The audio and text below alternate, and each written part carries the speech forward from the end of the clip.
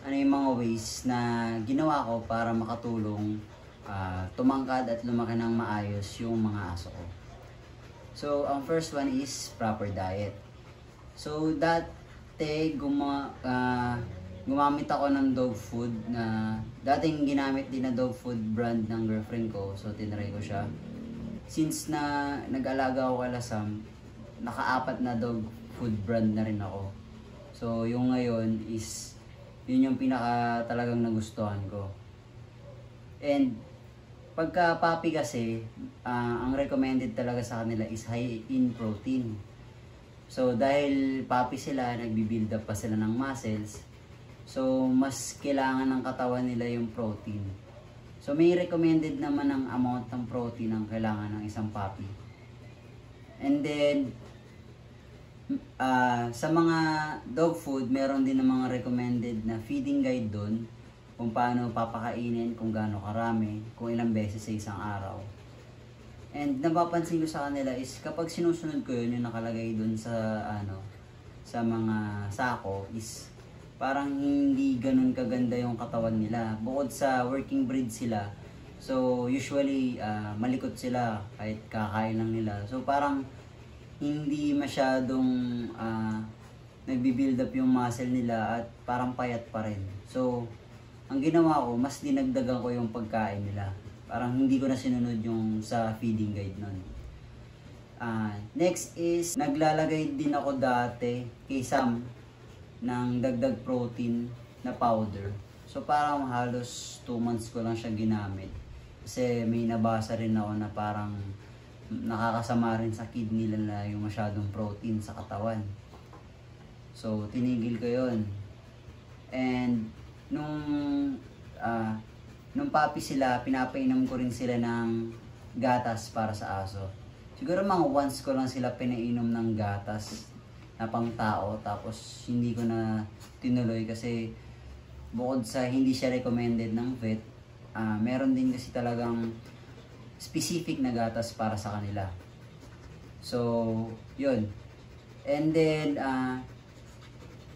hindi lang pwedeng puro kain lang at tulog. So, parang kagaya sa atin, dapat samahan natin ng exercise. So, nung puppy pa sila, nilalakad ko sila. Lalo na nung complete vaccine na, nilalakad ko sila 30 to 45 minutes. Tapos habang tumatagal, tumatanda, kaya nila na mas higit pa doon. So yun, with proper exercise, and then kapag napagod sila, syempre matutulog sila. Merong mga studies and kagaya ng mga magulang natin dati sabihin sa atin na matulog kayo ng maaga sa gabi or matulog kayo sa hapon para lumaki kayo.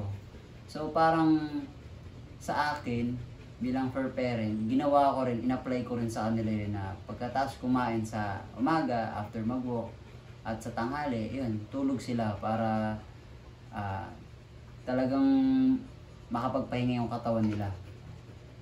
Second is vitamins. So, dalawa yung pinapainom ko kila Sam dati. Lalo na kay Sam, pinapainom ko siya dati ng LC-Vit and Forza Blue. So, meron kasing napagsabi sa akin dati na painumin ko daw ng vitamins pampatangkad para sa pang tao. So parang nasa isip ko, bukod sa hindi recommended ng vet, parang hindi safe para sa akin. Pero may mga kilala ko na gumagawa nun para makatulong daw magpatangkad sa mga aso nila na Belgian, Doberman. Pero ayoko kasi parang hindi safe para sa akin. So yun, ginamit ko Forza Blue. So gumamit ako sa kanya, nag-start mga 3 months up to 1 year si Sam. Kay Sam ko lang siya ginamit. Pero yung LC-Vit kay Sam, sa akin ginamit ko siya. So nakakatulong siya pampaboost ng immune system, lumalakas yung kain nila. And lastly, ang nakatulong talaga is yung genes. Yes, genes po. Kasi kagaya po ng sabi ko, si Sam, gumamit po ako ng Forza Blue sa kanya. Kasi nung nakuha ko po si Sam is talagang maliit siya.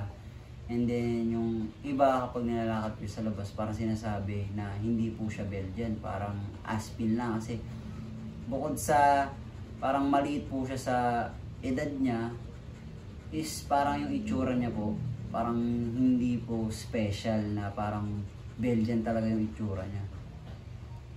Pero unlike po kay Sage na hindi po ako nagpainom ng Forza Blue kay Sage. Parang tinry ko po na si Sam, pinainom ko ng Forza Blue, may LC-Vit, tapos sinahaluan ko yung pagkain niya ng dagdag protein. Ang ginawa ko naman po kay Sage, proper diet lang, LC-Vit lang, yun.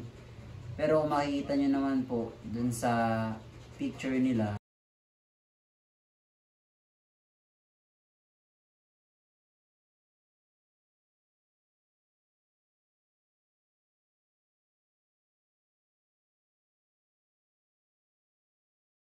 talagang lumaki rin po si Sage kasi nasa genes po talaga niya. Kasi yung parents po niya is both malaki rin po talaga.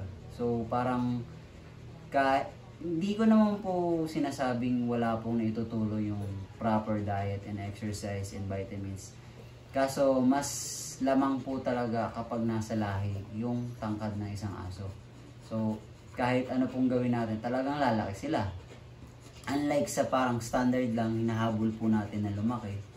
So, yun po yung mga nakatulong sa kanila.